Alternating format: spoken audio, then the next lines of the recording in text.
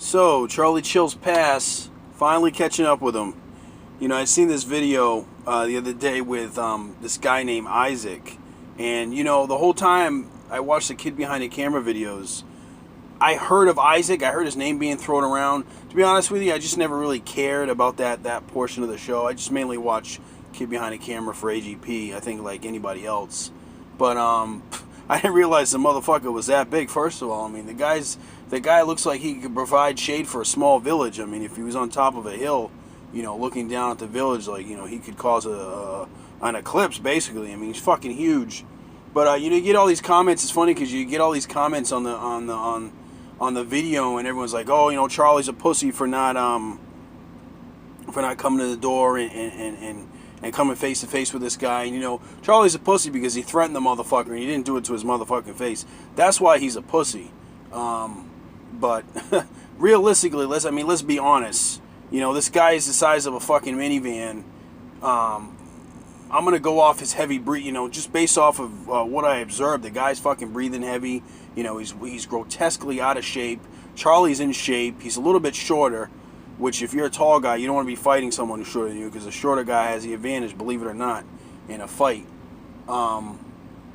But he's just in better shape. He's quicker, and unless this guy has like, he's able to like throw his weight around. You know, you see some fat people, they look fat, but they're misleading. Like I grew up with a kid who was fat, but he was like, he was quick. You know, he used to play football, tackle football. This kid was like 6'1", 6'2", but he was fat. He had a big fucking gut, and but he could throw his weight around. You know what I mean? It's just like it just total misconception. Like, if you know, never judge a book by its cover, because you look at this guy, he doesn't look very fast.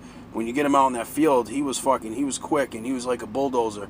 But anyway, this fucking kid, the only way I could see him taking down Charlie Chill is if he had like a burst of, if he was just really quick and he was able to like jump on top of Charlie and pin him down on the ground. That's the only way I could see him taking Charlie down. Other than that, I mean, you know, especially I think if, you know, Charlie had a couple of drinks in him, I think, you know, the reality is he could kick this fucking kid's ass. Do I personally feel that Charlie Chill deserves to get his ass kicked? Oh, absolutely. You know, he fucked up. But I think the one who should have kicked Charlie Chill's ass was his brother. You know, because after all, Charlie did hit Bridget. You know, if I was in Michael's shoes, you know, I tell Bridget, you know, cut the camera off. Let's just handle this, because you fucking put your hands on my fucking girlfriend. So if anybody should have dished out that ass whooping, it should have been Pickle Boy. But you know, Pickle Boy seems to be one of these types where he's just likes to brush things under the rug. He just kind of likes to ignore things. And I think that's kind of where he fucked up with Charlie, because, you know, it's obvious Charlie's the black sheep of the family, and he should have dealt with him. I feel, this is just me talking, I think he should have dealt with Charlie back during when Tina was first coming out with her allegations.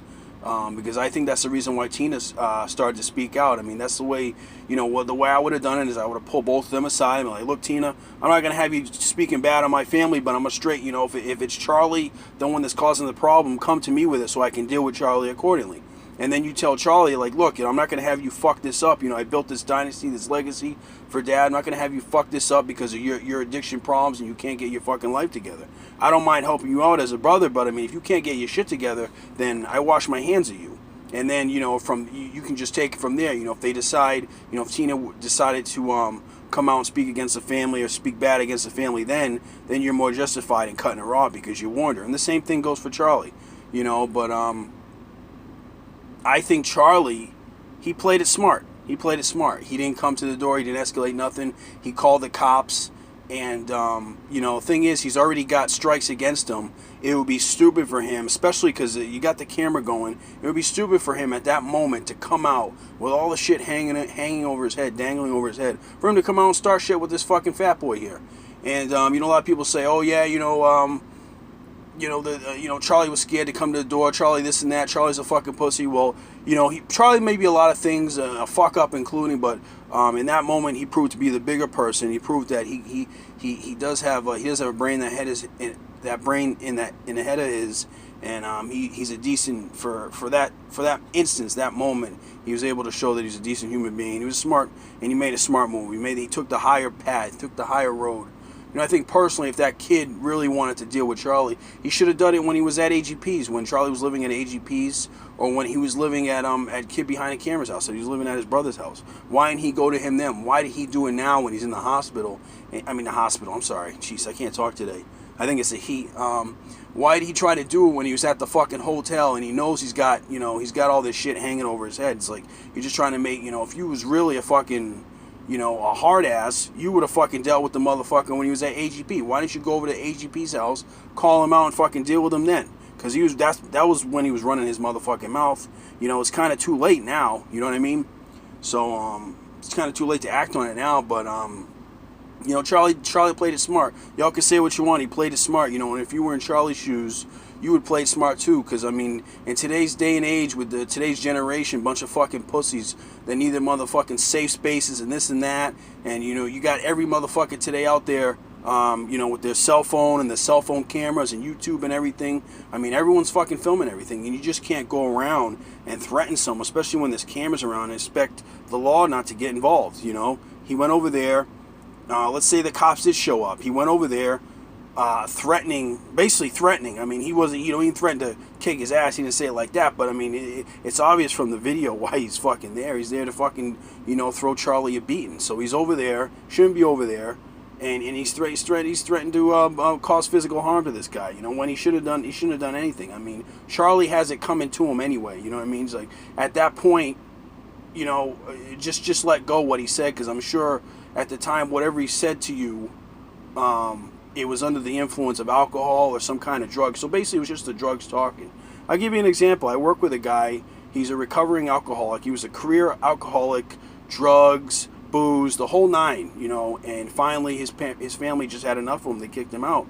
But he used to tell me some stories, and some of the stories were like really disturbing.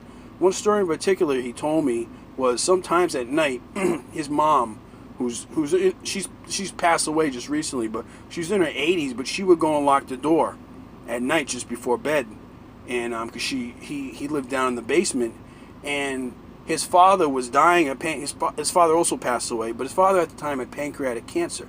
A horrible, horrible way to fucking live. And he's dying of this pancreatic cancer. The guy's upstairs, and this guy's downstairs, loaded on booze, and he's yelling through the door, threatening to kill his father. He's threatening to put his father out of his fucking misery. This is his own father. He's threatening to go upstairs, as he put it, go upstairs and put a pillow over his face and smother and kill his father, put his father out of his fucking misery, and then take care of his mom. This is an illness. This is a disease. And, Charlie's going away for the 45 days. I don't think it's enough. I think at this point, Charlie's so far gone, 45 days just seems like a slap on the wrist. I think it's something where he would do the 45 days, he'd stay straight for a little while, and then he probably just, sure enough, he'd go back to doing what he was doing before. Once an addict, always an addict. That's the sad truth of that life. I think for Charlie, what should happen, he should go to jail. He should go to jail, do his time in prison, and then once he gets out, do a rehabilitation program, and just stay in that rehabilitation program until he fucking gets better. And no matter how long that takes, a year, 2, 3, for the rest of his life. Some people, they live in sober living for the rest of their life because they just, they need to be in that environment, or else they'll just relapse. That's just what it is. Take this guy, the guy I was just telling you about. He's been sober for 4 years. He drank for the last 40 years of his life, but he's been sober for 4 years now, and he's still living at a sober living with a whole bunch of other people who are trying to recover. And he said this is the only way for him to stay clean. And I think that's what needs to happen with Charlie, because this guy had his license taken away. He's been in and out of prison. He did the 30 days in prison and got out. And then, like a week or two later, he was back to doing the same old shit. It's too far gone. And the thing is, that could have been AGP that Charlie hit, and the thing is, it gets that serious. It gets that bad. It gets to that point if you let it. And I think that's where Pickle Boy fucked up. He should have nipped Charlie in the butt sooner. Because like I said, he could have hit Grandpa, and AGP don't need that shit. He's pushing 70. The guy's he's got cancer. He's frail, he's brittle, he's just an old man. I'm sure he just wants to live out the rest of his days, and he's fought all his battles and everything, and he had all his thrills and whatnot. He just wants to live the rest of his days in peace, which is understandable, And he's got his son he's just sick. He really needs to get help, and it's just something that should have been nipped in the butt sooner. having this kid go over there and threatening. I mean, like, what are you trying to prove, dude? You know what I mean? The guy's fucking sick. He's a fucking addict. He's a junkie. Why would you even waste your time going over there? You didn't have it in you before to go address the situation sooner. First of all, someone threatened my family today. Someone threatened my motherfucking family today. I'm going to go see that person today. I'm not going to go see that person a week from now, a day from... You know what I mean? Like, if you waited that long to address the situation, what do you care? Like, just fucking let it go. You know, I think it's just a waste of time. He's trying to prove something that he's some kind of tough guy. And I personally, he didn't impress me. And secondly, he ain't got a shot against Charlie. Because Charlie looks like he could have sucked down a fifth of vodka, bourbon, whatever, and he probably would have lit that fucking fat boy's ass up. And that's the fucking truth. This guy looks like he's never done any exercise outside of climbing the stairs to get to Charlie's hotel room. But it doesn't seem like he's done a whole lot of fucking, you know, a lot of physical. He's not a very active guy. I mean, he looks like he's about, I want to say maybe like 500-600 pounds. I mean, he's just grotesquely out of shape. He's probably a cheeseburger away from some kind of heart attack or something. I mean, it's just, you know, he waited too long to do anything. And then on top of that, he's got whoever's filming. They're filming the incident. So let's say Charlie calls the cops. You know, you attacked him first. You know what I mean? Like, that's basically, it would turn into a shouting match. And Charlie knows better. He's not going to fucking throw hands. But if this guy throws a punch first, he can turn it into a charge. He could be like, hey, he assaulted me first. You know what I mean? Even though Charlie said some shit, you went over there. You went out of your way just to assault this motherfucker. You know, when you should have just let it go. Like I said, if you didn't have it, if you couldn't deal with the situation right away, right off the bat, and you waited this long to deal with this guy, you know, you're a fucking idiot. You know, it's like the guy's he's not in the right state of mind. He's a junkie. Believe me, with all the shit that's on his plate right now, he's at a crossroads basically at this point. If he doesn't clean up, it's continue down this path, or he's just going to wind up fucking dead. I mean, that's just the truth. That's what happens with a lot of addicts. And you know, his life's already spiraling down the toilet. And I think that's enough hell, and I think that's enough punishment enough. You know, he said what he said. He said it probably because he was intoxicated. Just let it fucking go. It's like when you go to a bar and someone's just running their mouth because they had too much to drink or they couldn't handle their booze. You know, I mean, unless you plan on getting kicked out, or unless you plan on getting the cops involved, just fucking ignore it. You know, who cares, you know? But yeah, that's all I got to say about that. I just wanted to make a comment. But I wasn't originally going to make the video, but, you know, I changed my mind, you know, because like I said, I like this show. I like Pickle Boy. And at the time, I did like seeing Charlie on there. And it's unfortunate that all this shit is going down the way it is. And I hope he does really live by his word and get himself some help. Or, I mean, he's in big trouble. He's going to, I foresee him, you know, if he goes back to his old ways, he's probably going to drink or OD. I mean, that's just the life of the addict, you know. If you don't get clean, you're just going to get worse. And he's going to find himself in an early grave, you know, in prison or in an early grave, or just stabbed or shanked by somebody, you know, that he pissed off.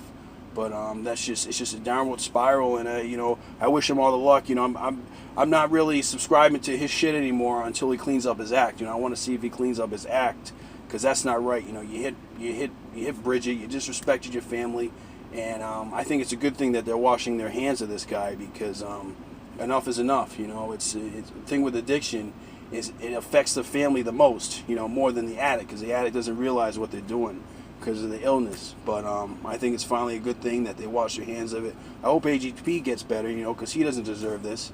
And you know, I really, you know, I wish Charlie all the luck in the world. You know, it's not, you know, addiction's not an easy thing, and when you're as deep as he is in the addiction, sometimes it's a far crawl out of that hole, you know, because you dug in yourself so deep.